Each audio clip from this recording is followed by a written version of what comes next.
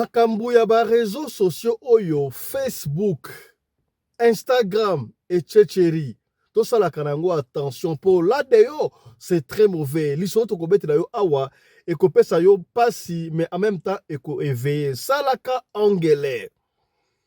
Na tango akazalaka avant mutu alinga mwasi to alinga mobali akoyeba background na ye ba parents na ye abanda ye kovanda wapi ovanda kana matete wapi yolo ngaba to banda ye koyeba na mais sikabwe tozokutana na étranger okutana na mobali olingi lelo kaka boye est-ce que komi ezobenda ba brouhaha ebele na yebisi yo te ke Facebook ezali mabe na yebisi yo te ke Instagram ezali mabe mais salaka anglais soki oyebani na mutu na Facebook connaissance yebaka ya kolandela oyeba ye yo mutu mesana omoni kaka mutu atindeli demande ami ondimi comment est-ce que mutu akotindeli demande ami mutu yango yo oyebi ete atindi demande ami olingi ondimi yango ndenge nini pasi ya kosakana te yoka lisolo ya Myriam ye moko apesi lisolo oyo Myriam azalaka na Paris na France papa fiston beta lisolo na ngai mpo oteya bandeko mosusu oyo ekomeli ngai to ekomela ngai na 2022 ezali somo soki explique mutu akomona ngo likolo neti fiction mais fiction te ezali makambo ya solo. Myriam alingaki mobali na Facebook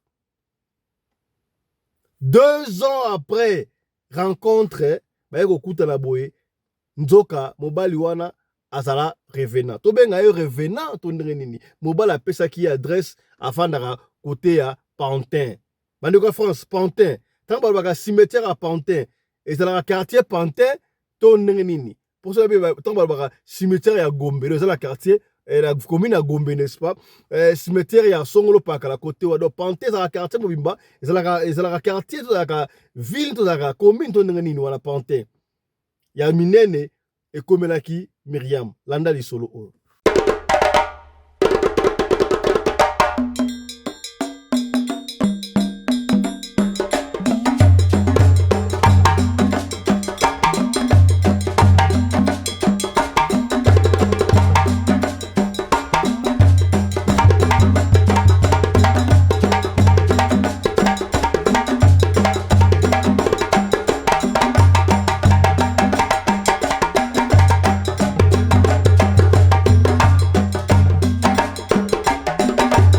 Mobali mbinga na mwina ngolo aboya hydroquinone soki ezotambola basheri bazokwea mayanga na retrouve douce tendresse affection epa na yo nasalelo nini mpo ndimake na kupendaka sana shitakwacha pelende wenjo Mbote bandeko balandi ya Radio Lokole Télévision bisika nyonso tu bozwami merci na confiance pe na fidélité bozali ko continuer ko pesa programme oyo Radio Lokole masolo na chaîne na bino Radio Lokole Télévision et pa wapi tozali ko kutalaka chaque fois pona ko solola makambo zali koleka na communauté na biso africaine en général mingi ya biso batu ya mangala soki oyebi ngai merci mingi kasi soki mbali boso yo mona biso yeba ke babengaka ngai Fiston Pelende tata ya Sedek yaya yambo tobetela lisolo o Myriam apesi na baka yango chaque fois masolo o tobetaka awa to inventaka yango te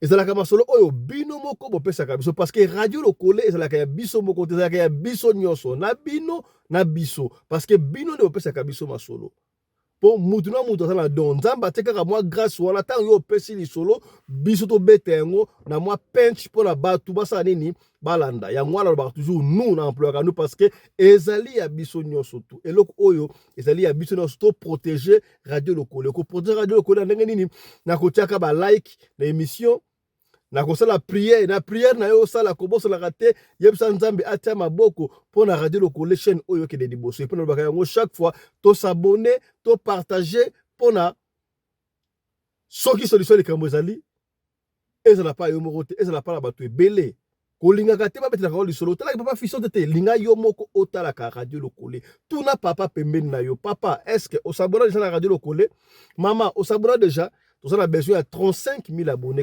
Et si vous avez tierce que j'ai confiance, hein? Tu n'as pas pour s'abonner. Maman, vous avez belé au talangai wana mais au sabonate na ebité pour na nini. Papa au sabonate pour na nini. Yaya moi si yo bon la tonton fiston, hein? Yo bon on a tonton Fisto kaka boye. S'abonner ko et vous savez biso moi esengo soko s'abonner. Est-ce que komi? Voilà. Merci mingi Mama Suzanne Massamba na moniyo. Mama Marie-Thérèse, la première dame de Belgique. Oumela mama yone makamu. Mama Titi na Brésil, na São Paulo. Mbote na yo mama, on est ensemble. Na Bosanité. Mama Emilienne Mboma, mwana mvuluzi kimbangu na ya kipavita. Mama, moli maladi musika, hein? Musika. Hein? Malade au nom de Jésus. Na kombo ya mvuluzi kimbangu na ya kipavita. Nous allons mwana ilaka. Nzoto kolongono. Est-ce que komi? Voilà. Ya papa Richard Watuzola. Est-ce que komi? Ancien militaire. Et kendaka ndengo wana. Mbote na yo. Trésor Pindi. Na Madrid. Bala tu ya Madrid. Tukuta na Madrid wana. Na staff ya mwana mai na biso Trésor Pindi. Moi, Muchopo. Moi, bloka Congo. Ça la moi bien. Comprendre? Na bosanité Eric Chimanuka. Eric Chimanuka. Le prince de Barcelone. Pour mboka na mboka ya bakonzinango wana. Lobaka ndengo wana. Soki na ye na Sud-Afrique, na ke na Cape Town, na moni Théo Ngandu Chilamwina, leader. Vous comprendre? Moutou moko ta leke na mbongo na Cape Town, Théo Ngandu, leader. Je valide. Soko poke na dirba boye, otala boye, siko moni gado, Trésor Massa, loboko ya dirba. Wana sa ba staff nyoso ya Fiston Pelende. Vous comprendre? Ok na Cape Town boye Théo Ngandu ali wana. Ozonga na dirba boye Trésor Massa. Oye pena boye nani loboko na jobu na yebisho c'est comment est-ce komi c'est que bien zanga mbongo zala na batu ekendaka ndengo wana voilà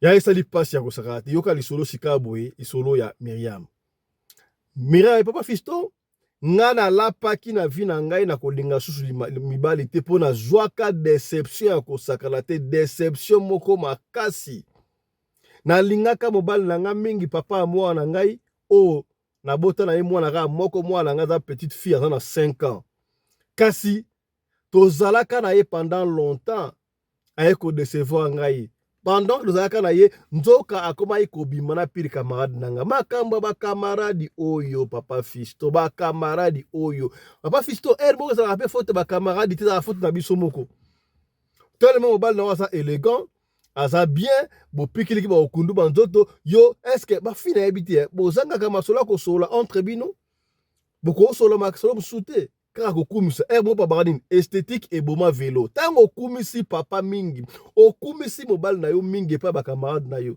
ba camarade oyo mutu sala ka bien te oyo mutu bouja defo akolinga nini yepe akena ko savourette tanga ke ko meka mabe koti est-ce que komi to soli kaka pembe. Papa Fiston nzoka camarade na ngai akoma ye kobima na mobali na ngai na ye koyeba te. Na ye koyeba te. Papa Fiston muta kosa ote même na France awa na Europe. Babenga ngo nini Zakara soki Zakara bakoma kotiela ba mibali. Kaka ndemdo lobaka mama suka na balcon abimaka na sete kompene ngo papa fa suka na balcon. Linga ku twa mona kayoke asaka femme seule asaka na mobali te ba position na ote me yo moko na mobali. Mais soki ba yebi mobile na yo sika za la papa Fisto ba master ba ko landela ba zwaka ba surtout soki mobile amona makasa ya nkembo e ko mbilinga est-ce que komi mbote na yo mama Bez né la en personne Amada City yo komi mama Bez on est ensemble mbote na yo voilà ekendaka ndengo wana papa Fisto mbal na nga banda ko bima ko bima na camarade na ngai ba sali pratiquement 2 ans et demi 3 ans. Ngana yoko ebate. Tie comme na niveau mobile na nga boyinga papa Fisto dogi. Omona nzembo obayembaka soki mobile yeko boya ngai setango na lingi ye mingi ongana no amiyo ezandeni mama mobile na manene mama nzembo na do yeka tangu bolingo komi na ti mobile yeko bula ye de pesa coup de foudre choc ya kosakati pa Fisto pesa nga choc na baki nga mama mibali na tsapela boloko ya soso alapa binonga lisute mbe na mokili o papa Fisto ko sa ote eza impossible mwasi à vivre sans mobali non seulement ata pona makambo ba fete te mais okoza na valeur te papa Fisto sa mona mobali oyebi tanenge sala ke sengo soko bimina na maman. Hein? Obimina maman, elle voit maman na volant, azo pousse la femme à la taille d'une tige spaghetti, ni courbure, ni virage. La femme à la décapotable compresseur pembe. Azo ko pousse yo, wa suko akati siko libandi akar, botambola, yo na mpanzi. Elle moko to matina sima yo akomi malamoko chauffeur, malamoko pe garde de corps. Isa kitoko no, hein? Ebika love les ara soki ba lova yo, ba linga ko makasa kitoko te, est-ce komi? To telanga ba j'aime ko. Papa Fistolo qui lo langolo qui est très grave na mobile na ngai. Kasi tanga boyinga pesa inga coup de foudre choc na linga shooté. Papa Fistolo distraction na comme la télévision, moi na nga épidémie na ye sengo na ye na ba réseaux sociaux au Facebook. Papa Fistolo benda batu matoi na Facebook. Toyebi yango tango akata au Facebook ebandaka batu ebele bazo ba mabala na Facebook. Oui, mais basi mabala ngo ezalaka ti lelo. Obalaka na Facebook nani? Papa Fiston Facebook. Jour moko boye. Yango na yeba rapete Facebook ango. Soki ka ami de ton ami asa ami kuna okomona ba photo na yepe. Ami de ka ndengwa na mona photo moko ya garçon moko boye Papa Fiston. Non. Okoboya. Garçon no tali photo boye.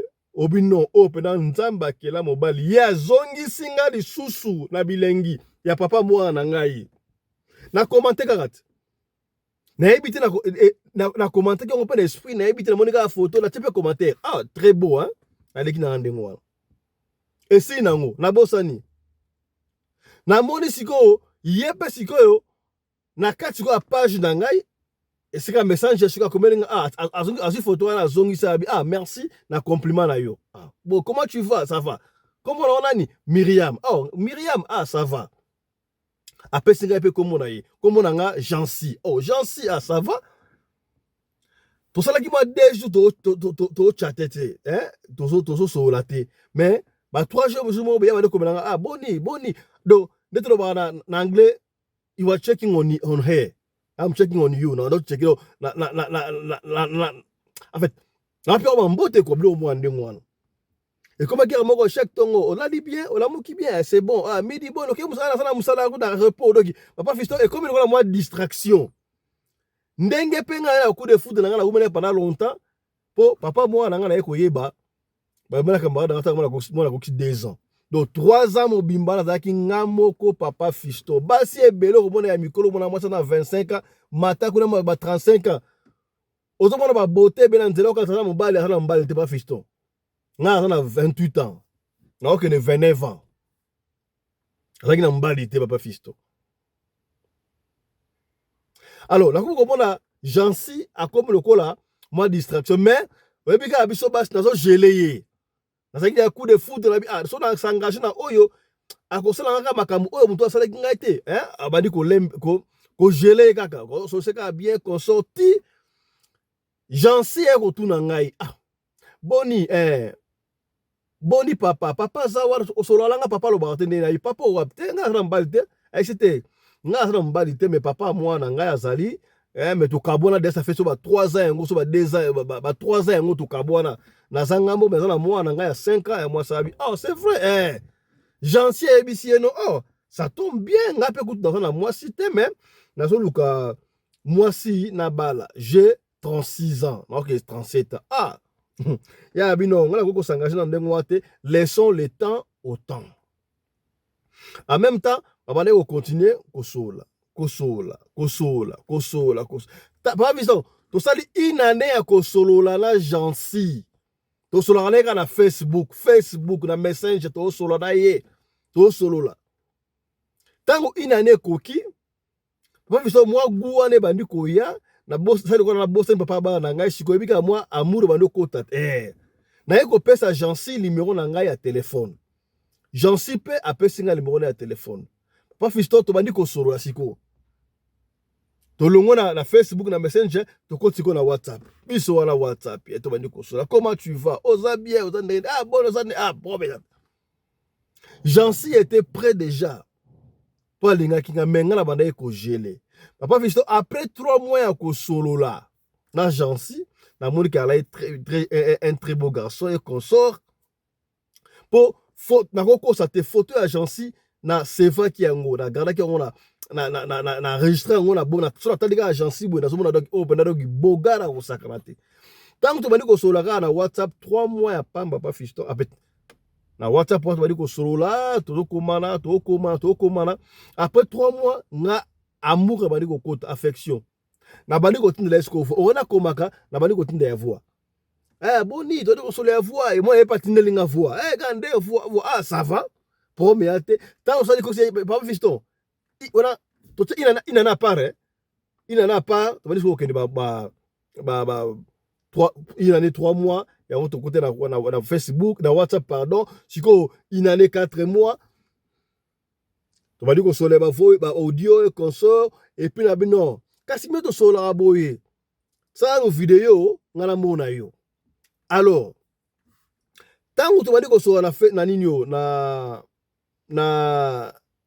WhatsApp wana Jansi aibisinga boye abe moni ngala zalaka vraiment trop occupé na journée ya kosakana te donc ko beta ba kayo ko beti boye donc fatigue mo mboko de France donc moi été en tout cas ngai so so nga bien na zonga kanda ku mingi so na ba 22h donc à partir 22h ti lobi na ba 4h to ko so très bien po wala na sala nga ku premier te Mireille va pas fiston on normal pour le pote oh ça rende caillou na mona ki normal chaque fois on est ko sona yo wana c'est ka ba 20h 20h 21h 22h tu vas dire ko sona la chance papa fiston to got na ba audio na tuni jansi yo fandaka wapi kala na tuna etela utasha fandaka wapi jansi singa na fandaka na Pantin au moins na Pantin côté on est à côté cimetière à Pantin donc à côté wana nga la fana à côté à cimetière à Pantin on a bi cimetière à Pantin mais ko ça va nga la fana ba ko et les kana ngope tango siko amour e bandi ko kota e konso papa fiston e bandi ba appel vidéo bandi na benga jansi appel vidéo na zwa jansi appel vidéo elongi o na monaki na photo na moni yango siko visa papa fiston na ebisio elongi na monaki wana ezo briller ndenge zelaki na mona na elongi ndenge wana te na comprendre que elongi wana na mona ndenge wana te ezo briller akosakana te donc beauté moko impossible papa chéri akosa epesinga do elengi na lingi esuko linga ba appel vidéo presque chaque jour papa fiston na ko bombela ote tellement na soki coup de foudre siko ya jansi tout le monde a physiquement boité mais na ndenga téléphone fait salamaki est-ce que bokomi tala makam tukutana mukiya tala makam ngala okaka makam ngo asala fait na téléphone fait na téléphone sala mandeni est-ce que mutu ko benga biso awa a expliquer basala fait na téléphone ndengeni bo c'est pelipe et l'équipe qui tourne na téléphone oh nandeni nango pas fiston to sali fait et ça que to sali mba to sala ata ba dife ko kama na téléphone to comme si na jansi alongo nga beda do stress mobile ya papa mwana nga longo nyonso tayebi ke no mobile nga jansi azalaka mingi na musala to sola lega na babutu r1 c'est qui est normal nga pela ke na ngai musala na moi eza problème te papa fiston siko nga moko na esi jansi to mona na kale en fait tout le monde a été goûté tout le monde a été tout ça la goût fait mais tout le monde a regardé ma vidéo comme ça comme la besoin sikoyo ngana ya komona esika yo ofandaka papa fiston je sais c'est ça problème te nga ça na problème te nga tela ra yo mto décision na yo ba na ozaki na problème ndenge papa mona na yo de seva ki yo e console vous avez tant ndenge na moni ke amour peso kola ngana problème tout ngana sepel na ngana la route yo pona tout ça la mariage makalo surtout y a pas de problème prompte papa fiston to pesa ni rendez-vous na jansi j'essaie singa problème mais te soko ye o komika à côté ya Pantin au moni à 300 mètres là cimetière à Pantin yo benga yoana ngana ko yana jeu y a pas de problème papa histoire vraie ça vient na France na Paris muta pesi solo papa fiston tanga ko mona nga Myriam soki Myriam te Mariam bon on a attends bi Mariam tala Myriam comprendre les gars je crois c'est Myriam to Mariam vous comprenez genre rendez-vous Myriam je sera rendez-vous mais histoire vraie na France na Paris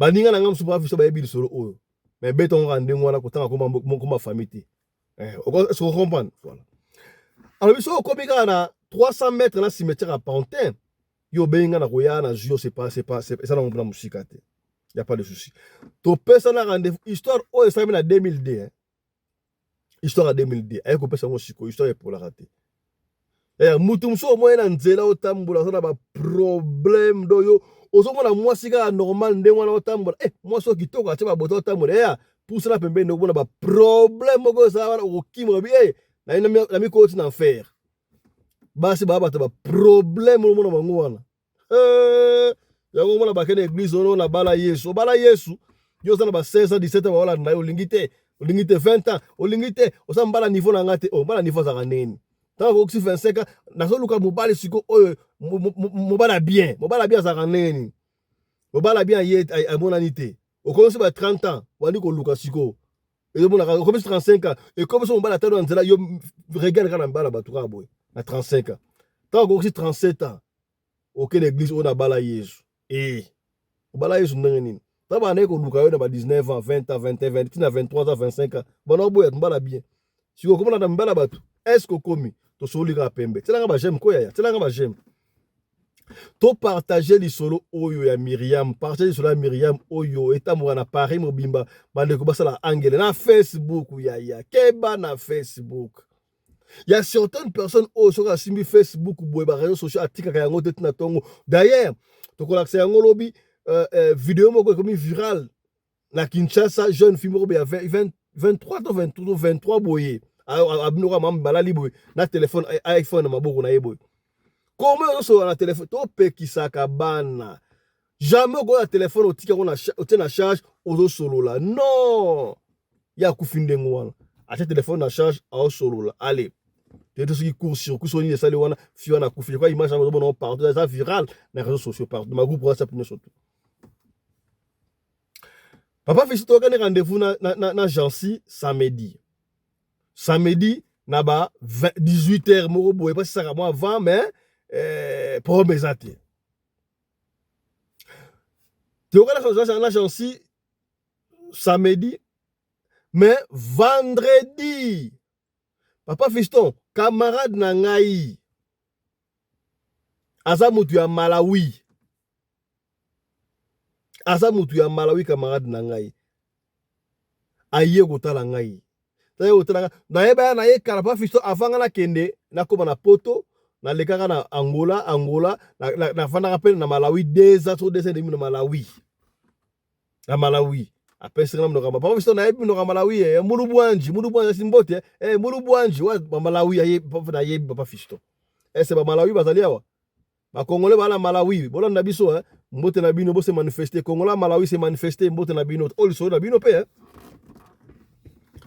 Papa Fiston camarade danga wana ye azalaka na ye na Malawi mais aye to solaka tanga moni na Paris abenga kutungai makambo ezaka mystique to kutana coïncidence ya en principe alinga samedi mais nga tolma samedi on azaki na rendez-vous moko ya kosakana te na l'homme de ma vie Jancy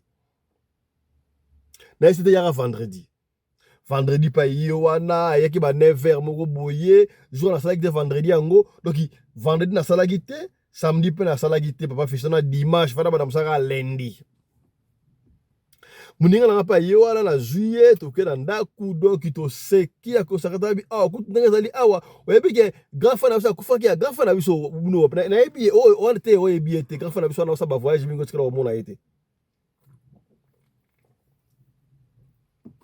Excusez-moi.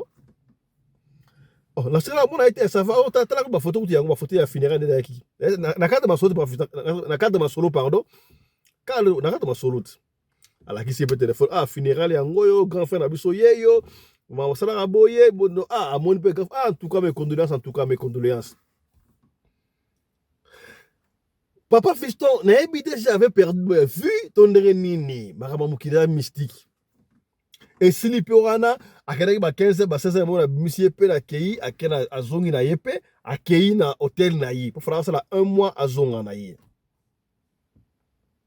Papa Fiston bref na ti camarade na ngai ngala ye ko zonga to bandi na fandi na lié na sali on a ça surtout on a 20h 21h 22h to bandi ko so na jansi papa fait to solo na jansi to solo là to sali fait type tant vous faites signe na téléphone obi oh fait ça mis à téléphone na lembi ba fait à téléphone donc lobby pena macho kwa macho nzoto na nzoto bampa tu bampa lobby fait ya lobby est-ce que tu condamné et ça lelo caractère ba on sotani ba kamso donc ça il y a 2 ans donc une année ya rosolora ndengwa benga na une année presque une année 9 mois to ba 10 mois moko be ndengwa de 2 ans so ba ça di fait nzoto na nzoto ça mabe to malamu tala kuntseki tala kumamba pour faire tes téléphones et ça la mara déjà et voilà. Papa Fiston samedi ekokakate ekoki. Na tongo wana na tiki mwana pa kampi camarade na ngai console camarade en tout cas na koya reta mais na yete na koya lobby dimanche po il faut na guta na gens. Je même parler de Jansi et pas ba camarade na bayebi Jansi. Papa Fiston tango ba 18h ekoki. Pour rendez-vous là qui ba 18h na comment 18h. Samedi dépasse ça la presque pas. Tant qu'on a le Rwanda que papa Fiston to so ana Jansi.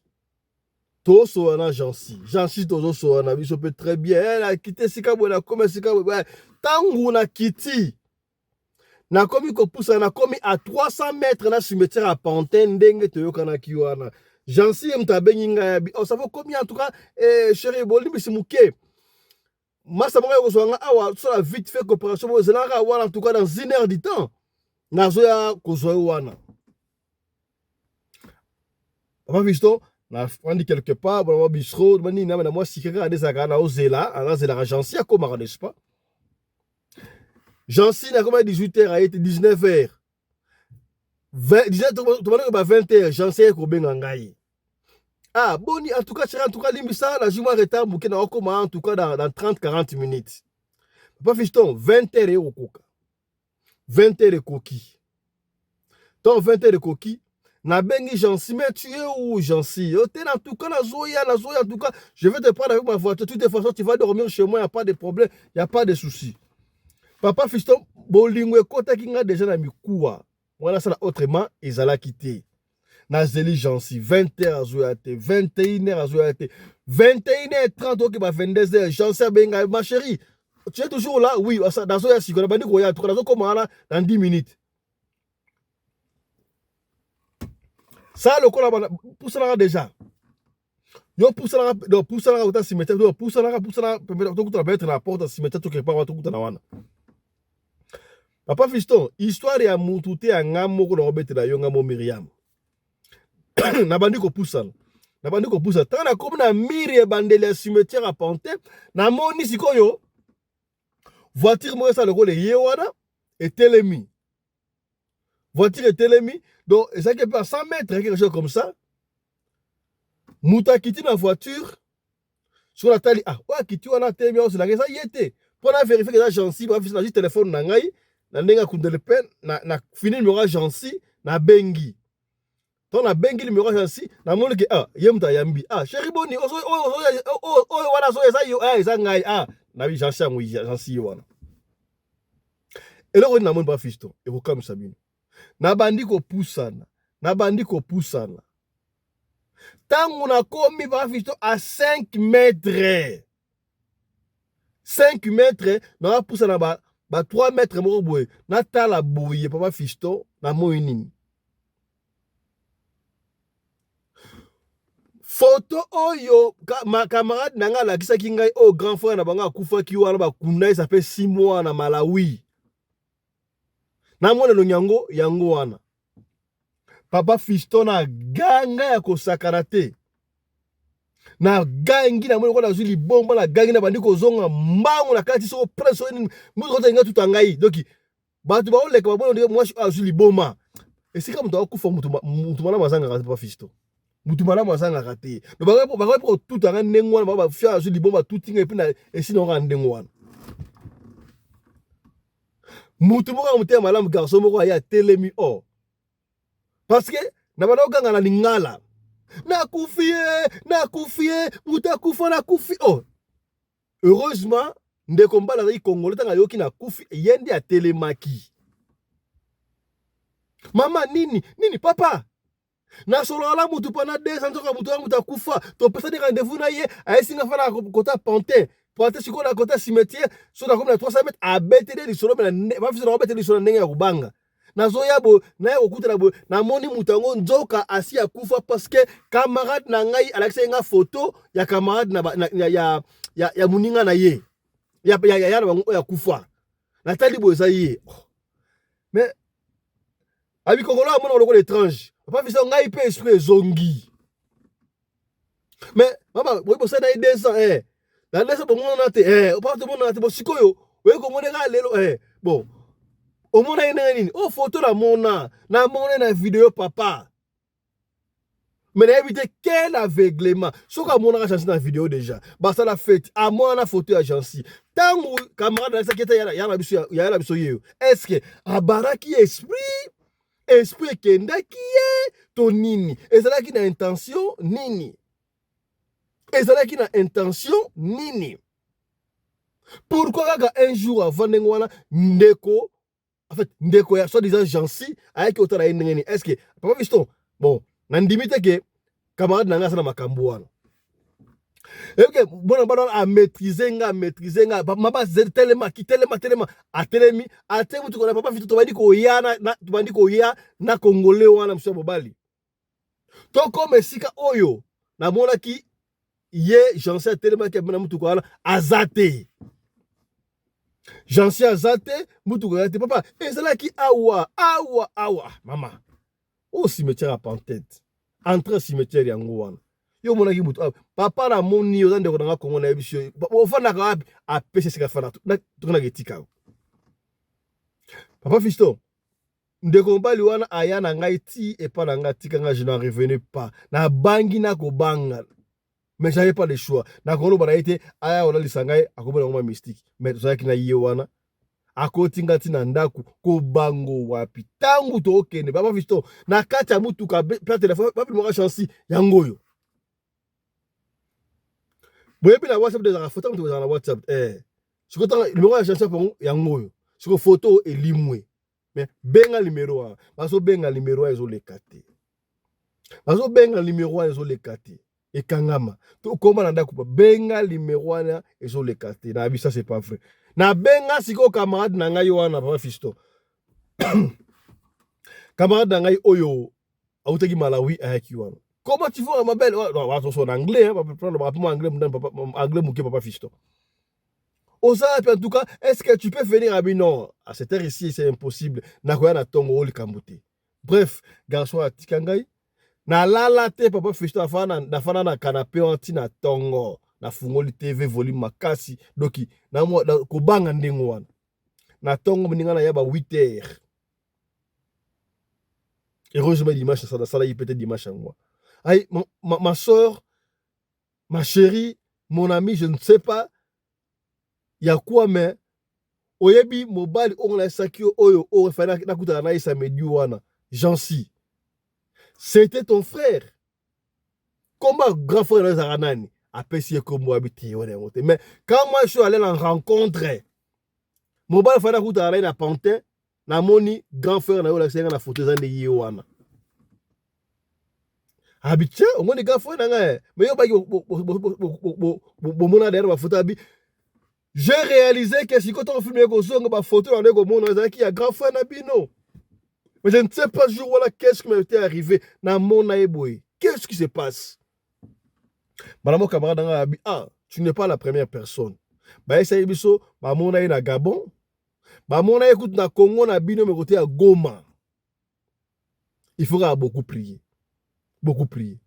papa fisto na kenda pour pasteur ba sambela ngai na kenda pa Charles Bameko papa Charles Bameko sambela ngai na benga ba pasteur presque nyonso tout ba sambela ngai papa fisto mais ce que je n'ai pas compris bandaka jasho na limwa rien ne s'est passé na mona epe susu te etikala ndengo etikala nga pouf ba fisto lisolo oyo ya 2002 tant to daga masolo na yino betaka na bino na beta pa fisto pe lisolo oyo abetela bandeko po apenie bango tala lisolo ya Jansi na Myriam yo muto linga mbala na Facebook batinelo demande ami oyebi kudu te ondimi omonika mwasi moko ya kitoko omonika mbala mwa kitoko otinele demande ami est-ce que ya ça mutu normal est-ce que ça mutu normal okomi kotinda ba demande ami te pa mutu oyo yebiti koyambaka te bat o batinelo demande ami mutu oyebi te oyambi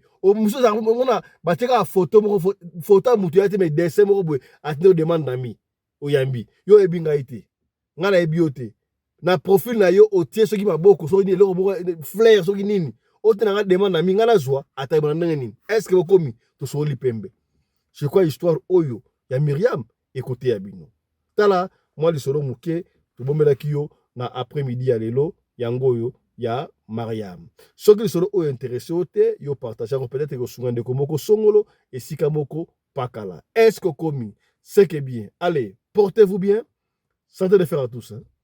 Chap chap et tchara.